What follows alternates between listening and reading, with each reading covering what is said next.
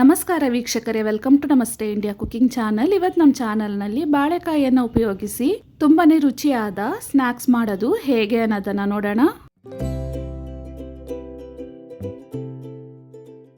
Fresh ಆಗಿರುವ 2 ಬಾಳೆಕಾಯಿಗಳನ್ನು ತಗೊಂಡಿದ್ದೀನಿ.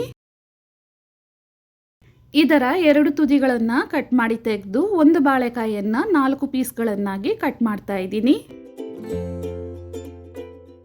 Cut ಮಾಡಿರುವ ಬಾಳೆಕಾಯಿಯನ್ನು ಇಡ್ಲಿ ಪಾತ್ರೆಯಲ್ಲಿ ಇಟ್ಟು ಮುಚ್ಚಳವನ್ನು ಹಾಕಿ 15 ನಿಮಿಷ ಇದನ್ನು ಬೇಯಿಸಬೇಕು. 15 ನಿಮಿಷ ಆದಮೇಲೆ ನೋಡಿ ಬಾಳೆಕಾಯಿ ಚೆನ್ನಾಗಿ ಬೆಂದಿದೆ. ಬಾಳೆಕಾಯಿಯನ್ನು ಇಡ್ಲಿ ತಟ್ಟೆಯಿಂದ ತೆಗೆದ ತಕ್ಷಣನೇ ತಟ್ಟೆಯನ್ನು ಕ್ಲೀನ್ ಮಾಡಿಬಿಡಿ, ಇಲ್ಲಾಂದರೆ ಬಾಳೆಕಾಯಿ ಬೆಂದಿರುವ ಕಲೆ ಹಾಗೇನೆ ಉಳ್ಕೊಂಡ್ಬಿಡತ್ತೆ. ನೋಡಿ ಬಾಳೆಕಾಯಿಯನ್ನು ಈ ರೀತಿ ಚೆನ್ನಾಗಿ ಬೇಯಿಸ್ಕೊಬೇಕು.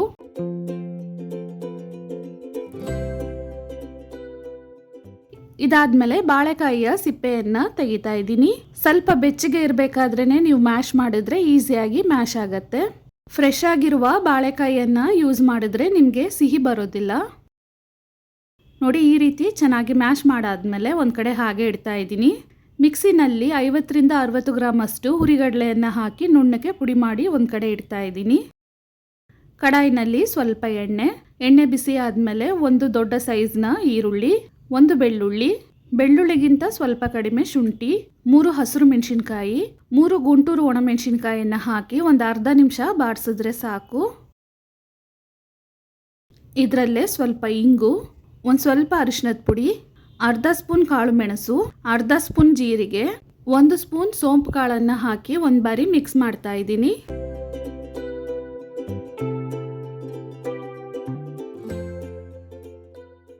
ಇವಾಗ ಸ್ಟವ್ ಅನ್ನು ಆಫ್ ಮಾಡಿ ಆ ಬಿಸಿನಲ್ಲೇ ಅರ್ಧ ಕಪ್ಪಷ್ಟು ತುರಿದಿರುವ ತೆಂಗಿನಕಾಯಿ, 1 ಮುಷ್ಟಿಯಷ್ಟು ಕೊತ್ತಂಬರಿ ಸೊಪ್ಪನ್ನು ಹಾಕಿ ಒಂದು ಬಾರಿ ಮಿಕ್ಸ್ ಮಾಡ್ತಾ ಇದ್ದೀನಿ. ಇದನ್ನು ತಣ್ಣಕ್ಕಾಗಕ್ಕೆ ಬಿಡಬೇಕು. ತಣ್ಣಕ್ಕಾದ್ಮೇಲೆ ಒಂದು ಮಿಕ್ಸಿ ಜಾರ್ನಲ್ಲಿ ಹಾಕಿ ನೀರನ್ನು ಸ್ವಲ್ಪನೂ ಸೇರಿಸಬಾರ್ದು, ಹಾಗೇನೆ ತರಿತರಿಯಾಗಿ ರುಬ್ಕೊಂಡಿದ್ದೀನಿ.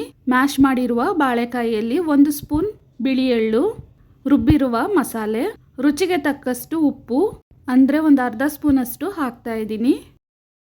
ಪುಡಿ ಮಾಡಿರುವ ಹುರಿಗಡಲೆಯನ್ನು ಹಾಕಿ ಚೆನ್ನಾಗಿ ಮಿಕ್ಸ್ ಮಾಡ್ಕೊಬೇಕು.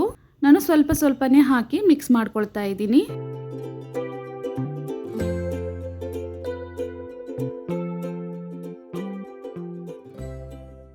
ಎರಡು ದೊಡ್ಡ ಸೈಜ್ನ ಬಾಳೆಕಾಯಿಗೆ 60 ಗ್ರಾಮ್ ಅಷ್ಟು ಹುರಿಗಡಲೆ ಕರೆಕ್ಟಾಗಿದೆ.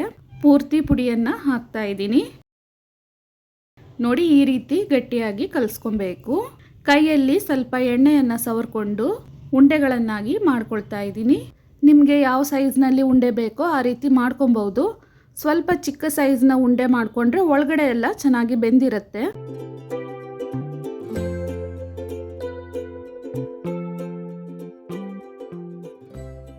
ನೋಡಿ ಈ ರೀತಿ ಉಂಡೆಗಳನ್ನು ಮಾಡ್ಕೊಂಡಿದ್ದೀನಿ. ಕಡಾಯಿನಲ್ಲಿ ಸನ್ಫ್ಲವರ್ ಎಣ್ಣೆಯನ್ನು ಮೀಡಿಯಂ ಹದಕ್ಕೆ ಕಾಯಿಸ್ಕೊಂಡಿದ್ದೀನಿ. ಇದರಲ್ಲಿ ಉಂಡೆಗಳನ್ನು ಹಾಕಿ ಸ್ಟವ್ ಅನ್ನ ಮೀಡಿಯಂ ಫ್ಲೇಮ್ನಲ್ಲೇ ಇಟ್ಟು ಇದನ್ನ ಕಂದು ಬಣ್ಣ ಬರೋವರೆಗೂ ಚೆನ್ನಾಗಿ ಬೇಯಿಸಿ ತಗೊಬೇಕು. ಹಾಕಿದ ತಕ್ಷಣನೇ ತಿರುಗಿಸಬಾರ್ದು, ಸ್ವಲ್ಪ ಬೆಂದ ಮೇಲೆ ಇದನ್ನ ತಿರುಗಿಸ್ಬೇಕು.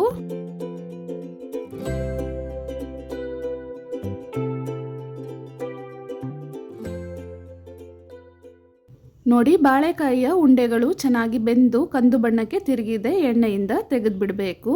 ಇದೇ ರೀತಿ ಉಳಿದ ಉಂಡೆಗಳನ್ನು ಸಹ ಬೇಯಿಸ್ಕೊಬೇಕು. ಈ ಬಾಳೆಕಾಯಿಯ ಉಂಡೆಗಳನ್ನು ಹಾಗೇನೆ ತಿನ್ಬೋದು, ತುಂಬಾನೇ ರುಚಿಯಾಗಿರುತ್ತೆ. ಯಾಕಂದರೆ ಇದರಲ್ಲೇ ಖಾರ, ತೆಂಗಿನಕಾಯಿ ಮತ್ತು ಮಸಾಲೆಗಳೆಲ್ಲ ಇರೋದ್ರಿಂದ ಹಾಗೇನೆ ತುಂಬಾನೇ ಚೆನ್ನಾಗಿರುತ್ತೆ.